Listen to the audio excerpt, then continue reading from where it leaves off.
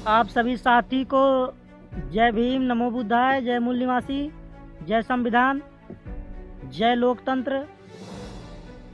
साथियों, उम्मीद है आप लोगों ने हमारा दूसरा पार्ट देख लिया होगा। और साथियों, आज हम लाए हैं तीसरा पार्ट, अपने इतिहास के बारे में जानकारी। सभी मूल निवासियों के इतिहास के बारे में जानकारी लेकर के आए हैं साथियों। क्या समस्या है, तो समस्या को हम लोग आगे बढ़ाएंगे। जय मूल निवासी किताब से हम ले रहे हैं। ये किताब पूरा होने के बाद हम लोग अलग किताब लाएंगे। तो साथियों, हमको बहुत ज़्यादा ज़रूरी है अपने इतिहास को जानना। जब तक हम अपने इतिहास को जानेंगे नहीं, समझेंगे नहीं, तब तक हम कुछ कर नहीं सकते साथियों। तो साथियों, हम लोगों की इतिहास के बारे में जानना समझना ज़रूरी है। जो किताब लिखे हैं वामन मेश्राम साहब ने, जय मूल निवासी, उस किताब को हम लेकर के चल रहे हैं इस समय। जब तक ले पूरा किताब हो नहीं जाएगा, तब तक हम जो है दूसरा किताब नहीं लाएंगे। तो उम्मीद है आप सभी साथी इस किताब को जानेंगे और एक किताब मंगा के लोग पढ़ भी सकते हैं। जब तक ले पढ़ेंगे नहीं, तब तक ले जानेंगे नहीं साथियों। हम इस किताब को दिखा दे रहे हैं किस प्रकार की किताब है। जय मूल निवासी एक किताब है साथियों, एक किताब है जय मूल निवासी। इसके लेखक हैं वामन मेश्राम साहब। तो हम इसी किताब से आप लोगों को धीरे धीरे करके आगे ले जा रहे हैं।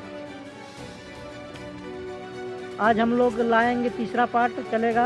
आप लोगों ने दूसरा पार्ट देख लिया होगा और उसमें अधिक जानकारी भी पाए होंगे आप लोगों ने।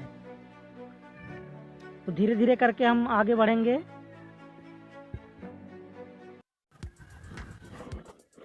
हम लोगों को हमारे अपने बारे में ही जानकारी नहीं है। हम लोगों को हमारे अपने बारे में ही जानकारी नहीं है। हम लोगों की समस्या क्या है? हम लोगों की सबसे बड़ी समस्या यह है कि हम लोगों को अपने खुद के बारे में जानकारी नहीं है और अपने बारे में ज्ञान होने की तो बहुत दूर की बात है। हमें अपने बारे में ही जानकारी नहीं है। अपने बारे में जानकारी का मतलब है हमारी अपनी पहचान के बारे में, हमारे अपने इतिहास के बारे में। हमारे पास हमारी कोई जानकारी नहीं है और जो जानकारी हमारे पास है वह हमारी नहीं है। इसलिए हमारे दिमाग में जो जानकारी भरी गई है वह हमारी अपनी नहीं है और जो जानकारी हमारी अपनी नहीं है, हम उस जानकारी को आधार बनाकर आगे बढ़ने की सोचते हैं और फिर भटक जाते हैं। इसलिए सबसे पहले तो हमें अपने बारे में, अपने इतिहास के बारे में, अपनी पहचान के बारे में जानकारी करना आवश्यक है। अगर ये जानकारी हमारे पास नहीं होगी तो हमारा समस्त समाज दुखी है। वह भटक में चला जाएगा और ऐसे ही हो रहा है। हमारे लोग जो भी करते हैं वो एक भटक गए हैं, और यह ताकि भटक के चक्रव्यूह में हम लोग फंस जाते हैं।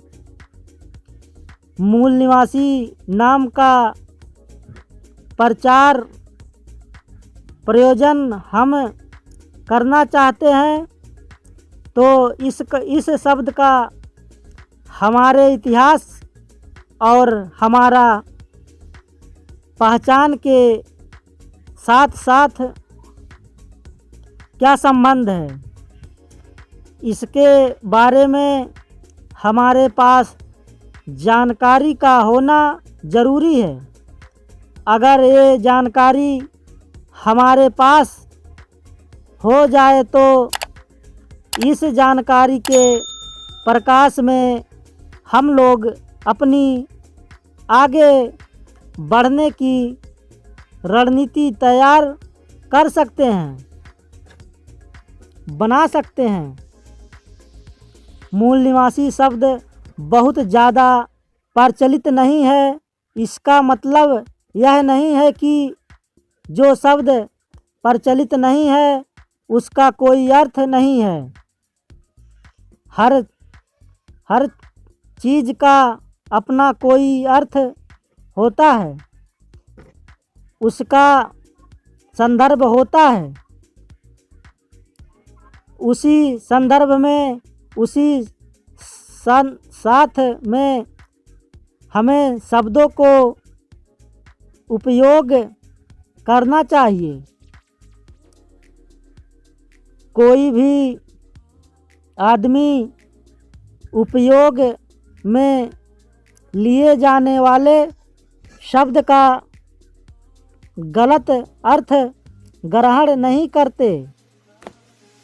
शब्द का अपना कोई अर्थ नहीं होता, बल्कि शब्द के पीछे जो भावना होती है वही शब्द का अर्थ होता है।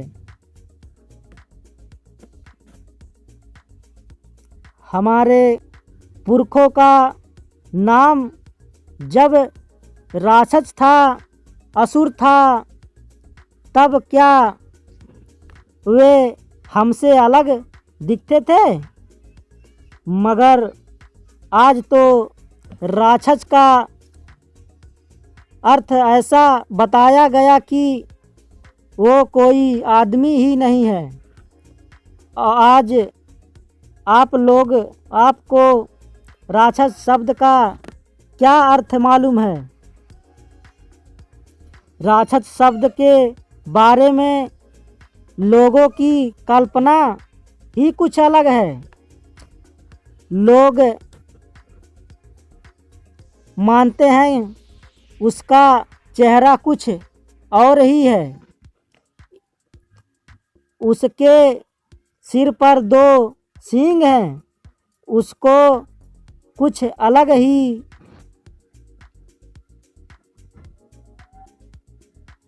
हुई है।